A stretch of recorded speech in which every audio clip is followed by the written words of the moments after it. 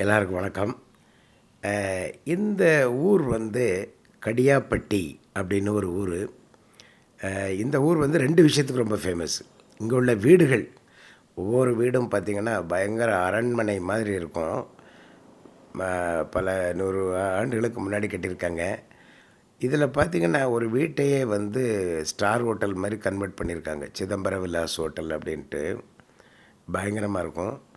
இந்த ஊரே வந்து நம்ம செட்டிநாடு ஸ்டைல் உள்ள வீடுகள் பார்க்கணும், சாப்பாடு சாப்பிடணும் அப்படிங்கிறக்காண்டி நிறைய பேர் இந்த ஊருக்கு வருவாங்க, அவங்களுடைய கலாச்சாரத்தை கற்றுக்கிட்டுருக்கு. இன்னொன்று, இந்த ஊரில் என்ன விசேஷம் அப்படின்னா, இங்கே வந்து மருந்து கொடுக்கக்கூடிய ஒரு பாரம்பரிய குடும்பம் இருக்குது. 10 தலைமுறையாக மருந்து கொடுத்துட்ருக்காங்க. என்னுடைய மகளுக்கு வந்து ஒரு 20 வருஷத்துக்கு முன்னாடி சோகமில்லைன்னா ஹாஸ்பிட்டலில் அட்மிட் பண்ணோம். அப்போ ஒரு வாரத்துக்கு மேலேயும் சோமாகலை. கடைசியில் சொன்னாங்க, ஜாண்டிஸ் முத்தின ஸ்டேஜில் இருக்கே, எங்களால் ஒன்றும் பண்ண முடியாது, நீங்கள் கொண்டு போயிருங்க அப்படின்ட்டாங்க. அப்போ தான் நாங்கள் கேள்விப்பட்டோம், இந்த மாதிரி கடியாப்பட்டி அப்படின்னு ஒரு ஊரில் மருந்து கொடுக்குறாங்க. ஒரே ஒரு டைம் அந்த மருந்தை எடுத்தால் போதும், சரியாயிரும் அப்படின்னு சொன்னாங்க. அது வந்து புதுக்கோட்டையிலேருந்து காரைக்குடி போகக்கூடிய வழியில் திருமயம்ங்கிற ஊரினுடைய அந்த பைபாஸ் வெளியில், அதிலேருந்து லெஃப்டில் திரும்பினோம்னா அந்த ஊர் வரும். அதில் உள்ள உங்களுக்கு அந்த கூகுள் லொக்கேஷன், ஃபோன் நம்பரு, எல்லா டீட்டெயில்ஸும் நான் வந்து டிஸ்கிரிப்ஷனில் கொடுக்குறேன். அப்போ அந்த ஊரில் போய் நீங்கள் மருந்து எடுங்க, உடனே சரியாயிரும்னு சொன்னாங்க. அதே மாதிரி வந்து ஒரு சிங்கிள் டோஸ் தான் மருந்து எடுத்தோம்.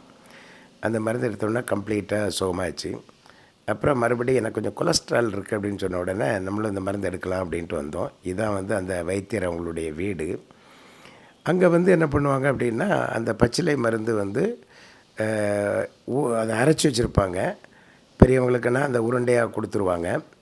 அப்போ அதை நம்ம வாயில் போட்டு அவங்க ஒரு தண்ணி கொடுப்பாங்க, அந்த மருந்து தண்ணி, அதை குடிச்சிட வேண்டியதான். சின்ன பிள்ளைகளாக இருந்தால் லிக்விட் ஃபார்மில் கொடுப்பாங்க. அந்த லிக்விடை நம்ம கொடுத்துட வேண்டியதுதான்.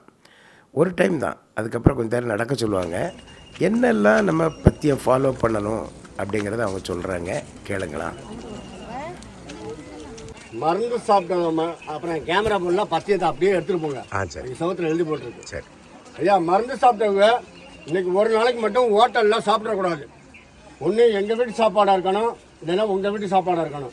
இன்றைக்கி ஒரு நாளைக்கு மட்டும் ஹோட்டல் சாப்பாடு சாப்பிடக்கூடாது. மருந்து சாப்பிட்டு யாரும் 1 மணி நேரத்துக்கு இடையில் குளிச்சிடக்கூடாது. 1 மணி நேரத்துக்கு மேலே நீங்கள் 2 மணி நேரம் குளிக்கலாம், 3 மணி நேரம் குளிக்கலாம், 4 மணி நேரம் குளிக்கலாம். குறைஞ்சது மத்தியானம் 1 மணிக்குள்ள குளிச்சிடணும். குளிச்சாத்தான் பச்சை தண்ணியே குடிக்கணும். குளிக்காமல் எதுவும் சாப்பிடக்கூடாது.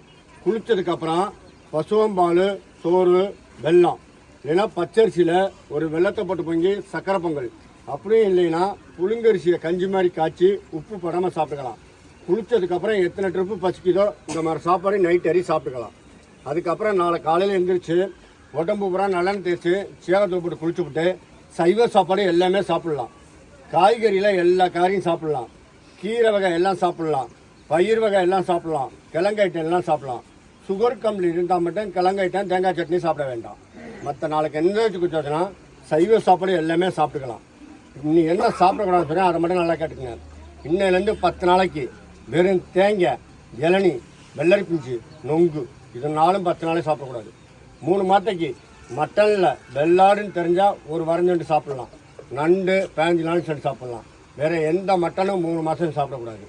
வயிறு வீக்கம், கல்லீரல் பாய்ச்சவங்க, பேட்டரி உள்ளவங்க, எண்ணெய் பலகாரம், மட்டன் ஐட்டமே யூஸ் பண்ணக்கூடாது. நாங்கள் எப்போ சாப்பிட சொல்கிறோமோ அப்போ தான் சாப்பிட்ணும். வயிறு வீக்கம், கல்லீரல் பாதிப்பு இல்லைன்னா ஒரு வாரம் சென்று வெள்ளாட்டுக்கறி சாப்பிட்லாம். நண்டு 15 நாள் சாப்பிட்லாம். வேறு எந்த மட்டனும் 3 மாதம் சாப்பிடக்கூடாது.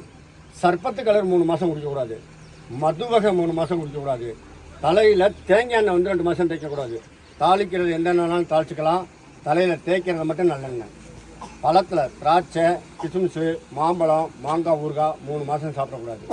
ரொட்டி, பிஸ்கட்டு, பன்னு, ஹார்லிக்ஸு, பூஸ்ட்டு, காம்லான் 10 நாள் சென்று சாப்பிட்டுக்கலாம். நாளைக்கு உடம்பு பூரா எண்ணெய் தேய்ச்சி குளிச்சுருங்க. அதுக்கப்புறம் 10 நாளைக்கு காலையில் எந்திரிச்சோடனா கொஞ்சம் தலையில் நல்லெண்ணெய் வச்சுக்கோங்க.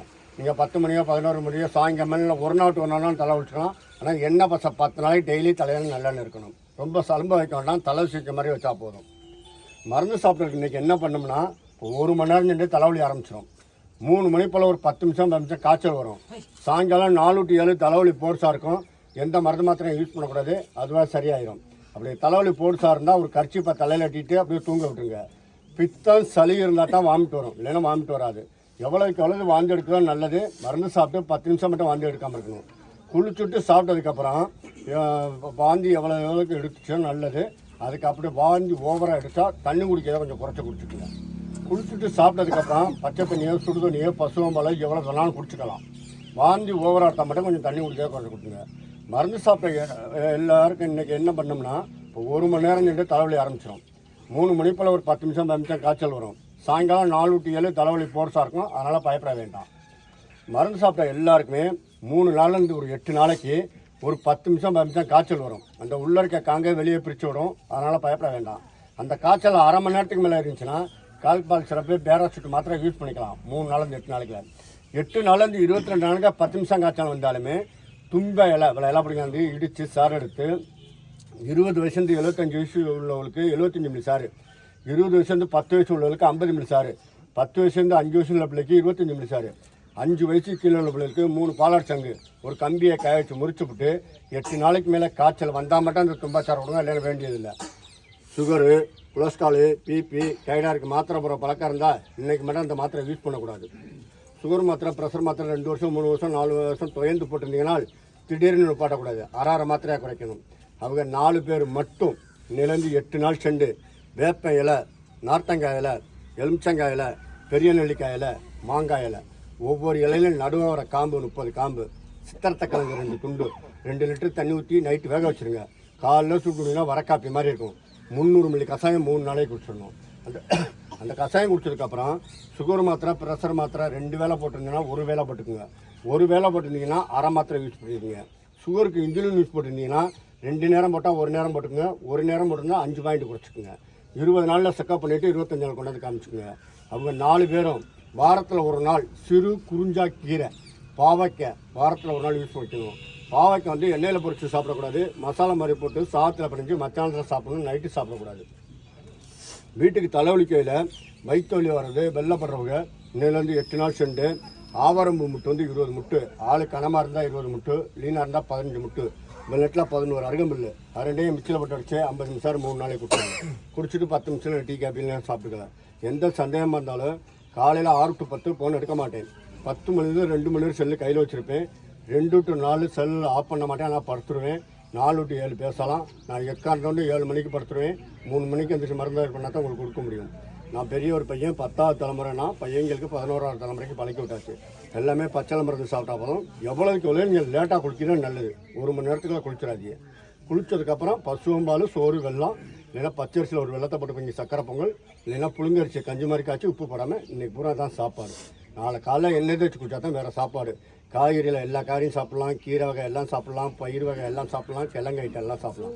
சுகருக்கு எப்படின்னு கிழங்கிட்டாங்க. நாளைக்கு சைவ ஹோட்டலில் சாப்பிட சொல்லிட்டாமா, சைவ ஹோட்டலில் உப்பு புள்ளியெல்லாம் சேர்த்தே சாப்பாடு கொடுப்பாங்க. அந்த பக்கம் போங்க, சாப்பாடு பார்த்துருவாங்க. ஒரு 10 நிமிஷம் வாங்கிட்டு போங்க. இந்த மருந்து வந்து ஒரு ஆளுக்கு வந்து 1001 ரூபாய் வாங்குகிறாங்க. புதன்கிழமை அன்னைக்கும் சனிக்கிழமை அன்னைக்கும் கிடையாது. இங்கே வந்து நிறைய பேர் வந்து பயன்பெறுறாங்க. ஸோ நமக்கு தெரிஞ்ச தகவலை சரி உங்களுக்கும் ஷேர் பண்ணலாம். அப்போது யாருக்காவது இது பயன் இருந்தால் நீங்கள் யூஸ் பண்ணிக்கலாம் அப்படிங்கிறக்காண்டி இந்த தகவலை ஷேர் பண்ணுறோம்.